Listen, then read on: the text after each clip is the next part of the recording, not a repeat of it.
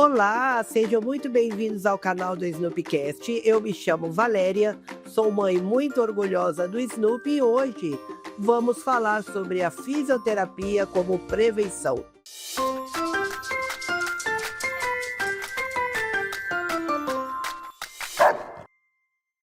Olá, Daniela, obrigada mais uma vez aqui. Obrigada pelo convite, foi um prazer. Muito obrigada. Me diz uma coisa, fisioterapia ou fisiatria? O que é correto? O termo correto é fisiatria veterinária, porque aqui no Brasil só pode trabalhar com a parte de reabilitação o médico veterinário formado. Então a gente se forma na faculdade e aí faz a pós-graduação, a especialização em reabilitação e fisioterapia veterinária. É que para o entendimento das pessoas, ficou mais fácil falar fisioterapia pela questão do fisioterapeuta humano.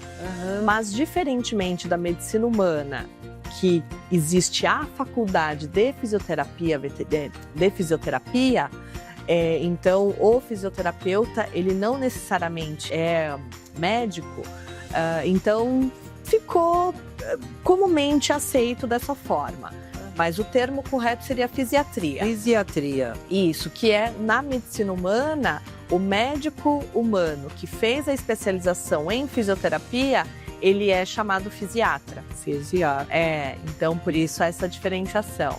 Tá, Daniela, é o seguinte, muitas vezes o seu serviço só é procurado quando o pet já tem um problema. Você não acha que o teu trabalho deveria ser utilizado também como uma forma de prevenção? Porque eu acredito que prevenindo você evita problemas. Exatamente. E essa é uma coisa que a gente precisava desmistificar na fisiatria veterinária, né? Como nós falamos no episódio anterior, os cães que nascem com luxação de patela, por exemplo. Muitas vezes o tutor tem algumas raças predispostas, então Spitz, alemão, o próprio Pug, Bulldog inglês, Poodle. Então essas raças, Maltês, enfim. Tem uma série de raças que podem ser acometidas dessa alteração congênita. Já existe essa predisposição. Exato. Então, se o tutor pudesse passar por uma avaliação com um fisioterapeuta veterinário, com um fisiatra veterinário, a gente já consegue dar algumas recomendações do que pode e o que não pode ser feito com esse paciente, né? E às vezes até já acompanhar. Eu tenho um paciente longevo, que é um Bulldog inglês. Eu tinha atendido o Bulldog anterior da família e ele acabou vindo a óbito por um câncer. E aí o tutor, vendo a evolução do cachorro, como ele tinha ficado, fazendo a reabilitação e conhecendo a raça, ele já me chamou quando o cachorro tinha 8 meses. Olha aí. Só para prevenir. E aí o interessante disso foi o quê? Ele rompeu o ligamento com 1 ano, que infelizmente é comum na raça. O tempo de recuperação dele foi tão rápido que até o dono do canil e o cirurgião ortopedista ficaram surpresos, porque ele já tinha uma resposta, ele já tinha uma memória muscular. E foi engraçado esse caso porque ele rompeu o contralateral, o outro joelho, 1 ano depois, que isso acontece também, estatisticamente falando, o paciente, quando ele rompe um joelho, 80% dos cães em até 1 ano podem romper o do outro lado por conta de compensação. A evolução foi tão rápida quanto. Então, foi surpreendente, assim. Mas por quê? Porque nós já fazíamos um trabalho de fortalecimento muscular prévio, sem ele apresentar lesão. E aí, nessa consulta, você já viu o diagnóstico e também prevê esse prognóstico bom em caso de dar uma continuidade ali no tratamento. Exatamente. E o que nós poderíamos fazer pensando em prevenção, né? Então, principalmente passar alguns exercícios para o tutor fazer em casa, o manejo é importante, então o piso liso, escada. Então a gente pode ensinar o tutor a como lidar, porque no mundo ideal seria pôr EVA em tudo, mas a gente não vive no mundo ideal. Então o fisiatra veterinário ele conseguiria dar algumas dicas para a gente postergar esse problema, né? Infelizmente a luxação de patela ela é uma condição progressiva. Só que a gente, usando a tríade, né, uma boa avaliação veterinária, um bom manejo e tentar manter um controle de peso, a gente consegue postergar esse problema o máximo possível, né? Então, a gente consegue sim, ou quando o tutor tiver condições, a gente já faz um trabalho de fortalecimento mesmo, né? Então, o ideal então é que logo nos primeiros meses de nascimento já faça essa consulta e comece a fazer esse trabalho já da fisiatria para evitar que outros problemas aconteçam ou aconteçam precoce. Exatamente, principalmente essas raças sabidamente predispostas à luxação de patela. Então não é incomum, por exemplo, eu pegar paciente com luxação de patela grau 3. Olha num paciente de 1 ano. Então olha o quanto evoluiu, o quanto piorou a lesão. Curto prazo também, né? Em curto prazo.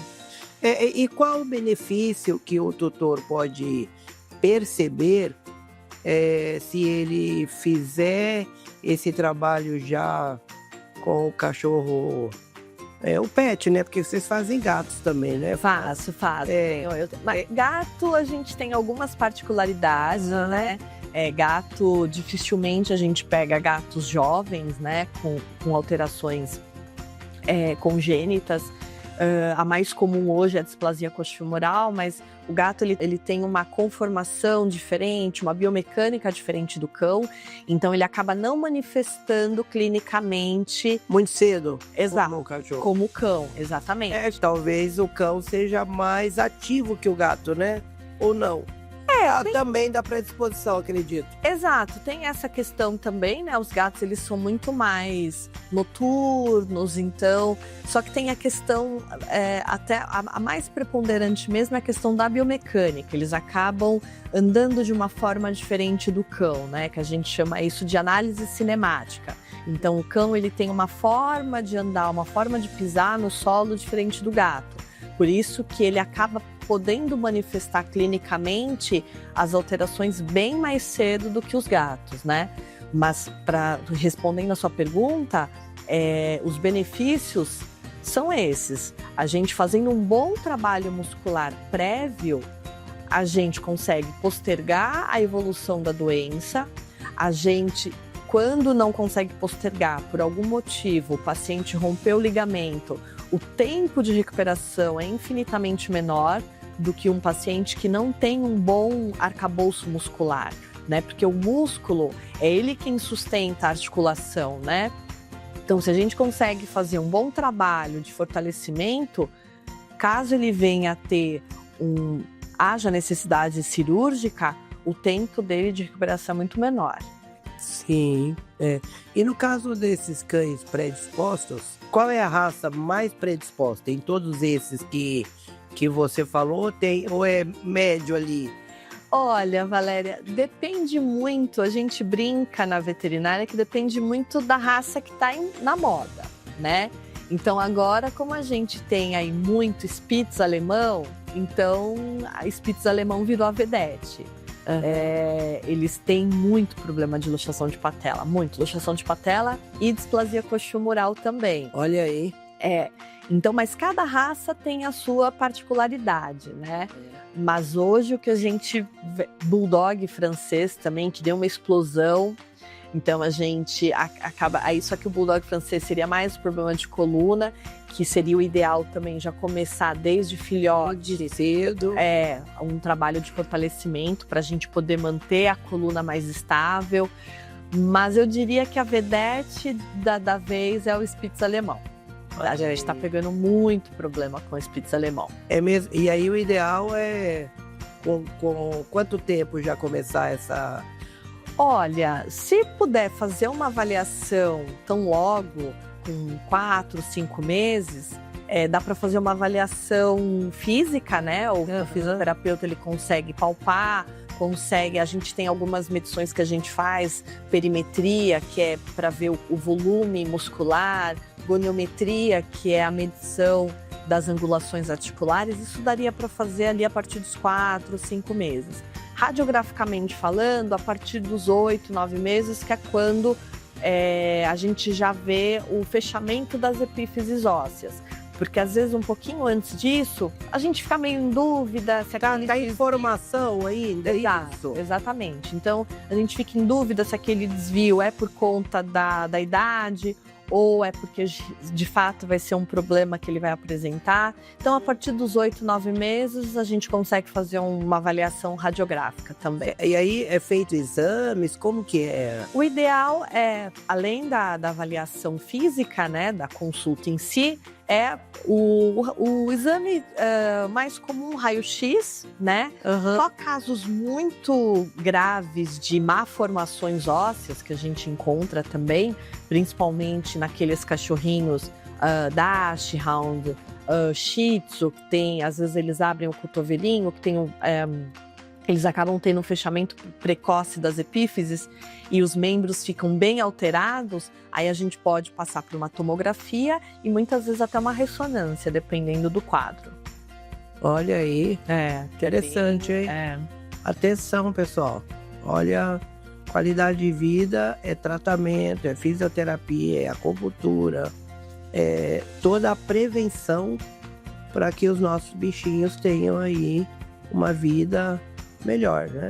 No caso, o tutor, quando que ele fala, opa, mas espera aí, quais os sinais que ele observa no seu bichinho que ele pode falar assim, opa, espera aí, tem uma coisa errada e eu preciso procurar um fisiatra.